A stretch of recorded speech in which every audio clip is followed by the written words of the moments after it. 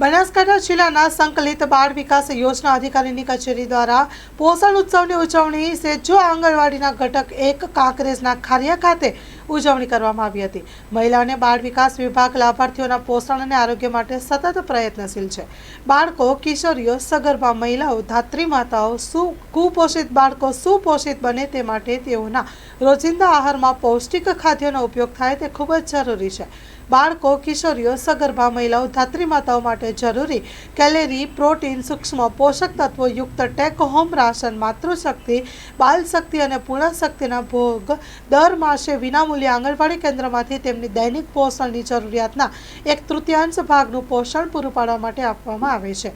મિલેટ્સના નાના દાણાવાળા ધાન્ય પાકોનું જૂથ છે, જેમાં વિવિધ પાકો જોવા મળે છે। બાજરી, જુવાર, નાગલી, રાગી, કાંગ, ચેણો, બંટી, સામો, કોદરી, વરી વગેરેનો સમાવેશ કરવામાં આવે છે। આ મોટા ભાગના પાકોનું મૂળ ભારત જ છે અને તે ભારતના પ્રાચીન અને ગુણકારી પાકો તરીકે ઓળખાય પણ છે। Story report by Cheharsinh Vaghela, Kankrej.